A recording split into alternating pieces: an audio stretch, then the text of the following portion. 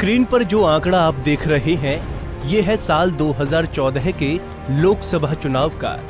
यही आंकड़ा कांग्रेस को सबसे ज्यादा परेशान कर रहा है। साल 2014 के लोकसभा चुनाव में काफी जद्दोजहद के बाद कांग्रेस प्रदेश के 80 में से सिर्फ 2 सीट जीत पाने में सफल रही थी। कांग्रेस अब अपने पुराने वोट बैंक को दोबारा से हासिल करना चाह रही है। इसके लिए कांग्रेस ने भी प्रधानमंत्री नरेंद्र मोदी के रास्ते को ही चुना है। पहले मोदी फिर नीतीश के रणनीतिकार रहे प्रशांत किशोर इस बार कांग्रेस के लिए रणनीति बना रहे हैं। प्रशांत किशोर ने प्रधानमंत्री नरेंद्र मोदी के संसदीय क्षेत्र वाराणसी में कांग्रेस अध्यक्ष सोनिया गांधी का सफल रोड शो करवाकर सूबे के तमाम राजनीतिक दलों को ये संदेश देने की कोशिश की है कि अभी यूपी में कांग्रेस पूरी तरह से खत्म नहीं हुई है। आइए सबसे पहले नजर डालते हैं साल 2009 के लोकसभा चुनाव के आंकड़ों पर।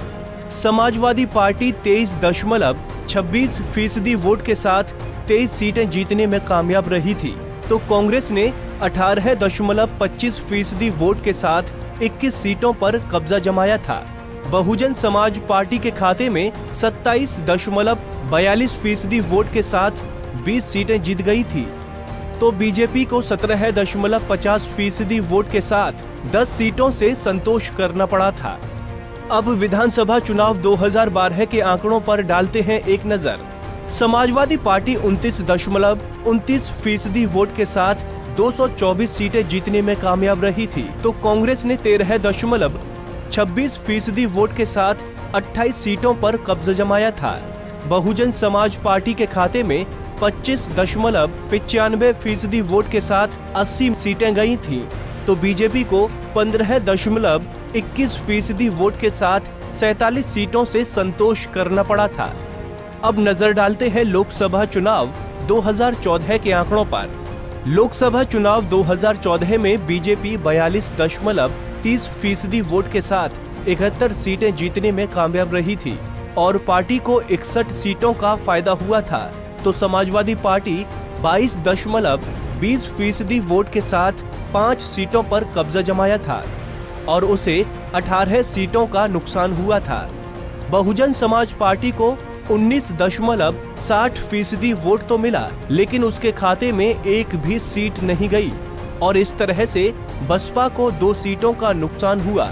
तो वहीं कांग्रेस को वोट फीसदी के हिसाब से बहुत बड़ा झटका लगा और महज 7.50% वोट के साथ कांग्रेस सिर्फ 2 सीटें जीतने में कामयाब हुई थी, यानी कि कांग्रेस को 19 सीटों का नुकसान हुआ था।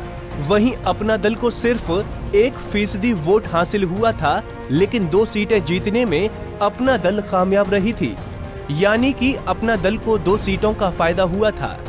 अगर आंकड़ों की बात करें तो कांग्रेस साल 2009 के लोकसभा चुनाव में 18.25% वोट के साथ 21 सीटें जीतने में कामयाब हुई थी, तो वहीं 2012 के विधानसभा चुनाव में 13.26% वोट के साथ 28 सीटें जीतने में कामयाब हुई थी। सबसे ज्यादा नुकसान कांग्रेस को साल 2014 के लोकसभा चुनाव में हुआ। कांग्रेस को इस चुनाव में महज 7.50% वोट हासिल हुए और प्रदेश की 80 में से सिर्फ 2 सीटों पर सिमट गई थी, यानी कि कांग्रेस के पाले में वोट बैंक छिटकता गया, जिसकी वजह से कांग्रेस यूपी में कमजोर हुई है।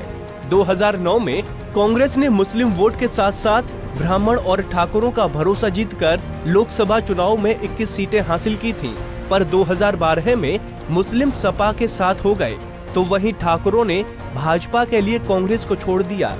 इससे कांग्रेस को एक जबरदस्त झटका लगा। लेकिन इस बार कांग्रेस अध्यक्ष सोनिया गांधी का सफल रोड शो खास तौर पर बसपा के लिए एक संकेत है कि यदि बसपा प्रदेश में कांग्रेस के साथ गठजोड़ की तरफ मुड़ती है तो सारे सियासी समीकरण बदल जाएंगे, और यदि बसपा यूपी में कांग्रेस के करीब आती है तो पंजाब में भी कांग्रेस और बसपा का गठजोड़ हो सकता है। Bureau report, Punjab Kesari TV.